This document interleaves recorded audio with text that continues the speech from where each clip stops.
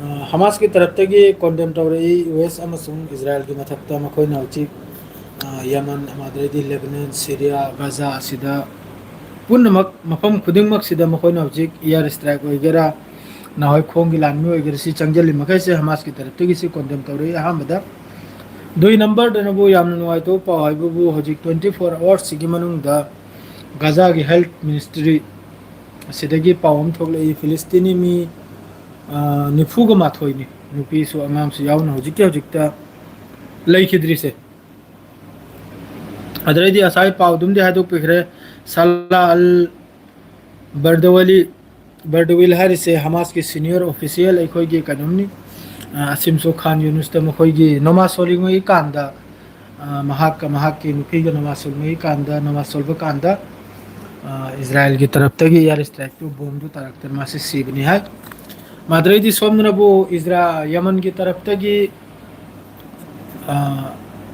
फिलिस्तीन टू है hypersonic missile से मोहगे हजिकी बेन गुरियन एयरपोर्ट से डायरेक्ट हिटनी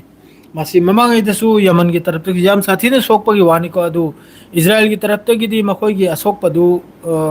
कदोंगंदसु फोंदोरकलोय खजितंग तपकनी अदुगी पावलांदो थोगलपो कांदने खर टपकनी सोबोदी मखोइगिसु सोबनी अदरैदी हमास ने हल कनो को रॉकेट अटैक तौबदु रॉकेट फायर तौबदुसु मखोइगी एस्कोलोन दा मादरेदी तेल अबिबत लोइना तारिमनी अदु खरमसु इंटरसेप्ट तौरिमनी मखोइगी आयरन ड्रोम अदरैदी मखोइगी डेविड सी लाइनक्रा मखोइगी लेरिम कइदो अदुना तौरिमनी खरमसु इंटरसेप्ट अदुरसु अयामबदा होजिकी यमन की तरफ तगी हाइपरसोनिक बैलिस्टिक मिसाइल सिदी मखोइना इंटरसेप्ट तौब ngam असी डायरेक्ट हिटनी अदु याम साथीना मखोइगिसु होजिकी बेन गुरियन एयरपोर्ट से मवांगैदसु यमन लाउथोखरमनी सिगी एयरपोर्ट से सेफ ओइद्रमनी सिदा तुंगनाव जैसा फत्तनुंग द थोलपुद याखोई मासे की जिम्मेदारी नते ना यमन की तरफ ते लाउथोखरम ना अदरैदी कनुम सिदा यूरोप अमसुंग अदरैदी सोम द लैदिदुना एशिया दसु याम साथीना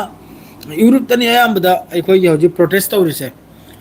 याम साथीना प्रोटेस्ट तौबैवानी अदरैदी सोमना कनुम दसु तुर्की दसु याम साथीना प्रोटेस्ट तौरि तुर्की दनबो होजिकी एर्डोगन सिगी एगेंस्ट तनी प्रोटेस्ट से करेगा दी माना ममांगैदा खोंफम खबर खजितंग सोइखराबदी कनोमदा सीरिया मनुंगदगी माना हानागी अस सरकार से लौथोलेगा होजिक जिलानी फमली भाई अहिमा मागी असोइबिनी अहिना होजिक हिजबुल्लाह की लाइन से पूरा तत खराब हिजबुल्लाह दे खुचु खुला ईरान लोमदे अमा सप्लाई चकन जो सप्लाई लाइन दो पूरा मान ये तत करे अदरैदी लोमिते नुंगाई बाबू इजराइल ना लेबनान दसु एयर स्ट्राइक तौखरे एयर स्ट्राइक असिदा मी मयामसु सोगले अदरैदी मी खरमसु सीरा लेबनान मनुंगदा अदु मखोइना हारिम नबु असि करिगी एयर स्ट्राइक नो सिसफायर दे लेनरेगा करिगी नो एयर स्ट्राइक तौर साहिब कांदा लेबनान की तरफ तगी अहम द रॉकेट अटैक तौर याय महोइगी नॉर्दर्न इजराइल दा अदुगी इजराइल ना अदुगी अखोइगी रिप्ले अखोइगी हनरामक लेबनान मनुंग सिदा एयर स्ट्राइक से तौबना अदु हिजबुल्लाह ना रे याखोइदी करम तो स्ट्राइक तौगिदा मादु नंग ना हजिक तौरामनिना अखोइ तरफ तगी सोइदमकी सिगी रिप्ले सोइदमकी हलबाई बतारे लमन खुमबाई बतारे दु सोमदा होजिक इजराइल ने लान सोक न दौरसी मफम अहुमदनी अमना गाजा लेरे गाजा दनबो होजिकी कइनोम सी हौ खराब याखोइगी ग्राउंड ऑपरेशन से कराई दनो गाजा ना होजिक तौर साहिबदा याखोइगी कइनोम सिदा खान यूनुस अदरैदी मफम हमनबो कइनोम हाय इस्माइल कइनोम हाय दुई मफम दो अदुर मफम अनि हुम सिदनी होजिक चंगबता हौरी गाजा मनुंग से कोई चंगजन न ऑपरेशन ग्राउंड ऑपरेशन जी होबता हौरी अब होजिक ता आईडीएफ ने अदु सोमदा होजिक मखोइने लानसोक ने दौरसी मफम हुमगनी अमना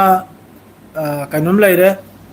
हमास लैरे मादरे दुई नंबर दनबु यमन लैरे हुती लैरे तीन नंबर दनबु होजिक लेबनान की हिजबुल्लाह गनी मखोइगा होजिक लान थेंगना दौरिसे इजराइल की लानमी आईडीएफ सिगा अदु याम साथीना मफम दा तुर्की वगैरह यूरोप वगैरह मफम दा स्पेन वगैरह यूके वगैरह मफम दा होजी याम साथीना प्रोटेस्ट आई बुबु इजराइल के खिलाफ था इजराइल के होजी नेतन्याहू के खिलाफ था नेतन्याहू ने लान तौखरिजना करिगिनो आबद मागी कुर्सी से बहुत खतरा ना बा मागी मादरे सेनबित की मखोई होजी की चीफ तो सो अदुसु माना तांथोखर अदुसु कोर्ट की फैसला लामनी अदु यारोय खोलो है अदुगुंबै स्टेटमेंट हम लाखरमने कोर्टगी अदो हौजिक सिदा लोमते नुंगाइता बाहाइबु ईरान की तरफ लाउथोखरे ईरान की हौजिक की फॉरेन मिनिस्टर वगैरह खुमैनी वगैरह असिन हाइगरे सी मादरे हुती की तरफ हुती की तरफ लाउथोखरे सी की मतम सिदा फाउबा इस्लामिक कंट्री मखै जे पुंजन स्टेप अमा लहौदब तारगदि फिलिस्तीन से मुत खिपता रहे हमें से मुत खिपता रहे ना मादरे दी सोमदा वेस्ट बैंक की तरफ स्टेटमेंट हम लाई हमास पु अथुबदा कंट्रोल से थादो वाइना मदो हमास ने जाय करे अखोदी कंट्रोल तौ जाय याखोदी कंट्रोल दन याखोदी बस याखोदी मिचम मखैबु कलबा अदुगुंबा सी वेस्ट बैंक दगिन हादे से करगदि हमास ने कंट्रोल तौदन लेब तारगदि गजा दे लेरिबा फिलिस्तीनी मखै से लोइने सिखरा अदुगे लोगे दा हमास नाइग्रा याखोई सत्ता पाम मिनते याखोई कुर्सी पाम मिनते याखोई हैबुबु पब्लिक मयाम से इजराइल की हौजी की मान चंगल लगतना सुयाम पब्लिक फिलिस्तीनी मखै हल्ली से सिगे अगेंस्ट नि याखोई ने लान तौनरि से अखोई गजा पाम मिनता है सिमसो हमास की तरफ तगी स्टेटमेंट हम पीखरा अदरदि हौजी यामना नुंगाइ बाइबुबु नहीं हयंग से सोइदमकी हौजी हौजिकता इजराइल से हौजी हौजिकता मयाम ने हाइरी इजराइल ने एयर स्ट्राइक तौर फिलिस्तीनी बुद्धि 1947 48 एकदम सीधना लामी मतमदुदगी अदुम फिलिस्तीनी मसिर अदुम होइदि सईद की दर्जा अदुम फंगना लाखरम खंगी ब्रान अदुगा सुयाम कंट्री इस्लामिक कंट्री मखैसे वाम लोंद्री सुयाम न कनम तौ मतुंग दसु अदु थमग्रो अदु बुद्धि मोय सईद ओइदोरबु ओइदोरमनि अदु हजिलम देन ओइ भाइबुबु पावमा हाइबुबु इजराइल मनुंग से हौजिक शांति 24 आवर्स साइलेंट इजराइल की पब्लिक पुनमक हौजिक बंकर मनुंग नालप लेते खोंगलकनी जिस तरह गाजा दे कइनो नोमा सोलिंगैदा तुमिंगैदा लंगथरपदा ममित पांग्रिंगैदा सहीद ओइरिमि अदु इजराइल मनुंग दि 24 घंटा मी से चेंथोक चेंजिल सोमदे अहमदा सोमदे अदु तलैरमना अदु मथंगी अपडेट लापदा अमुक पीजरागे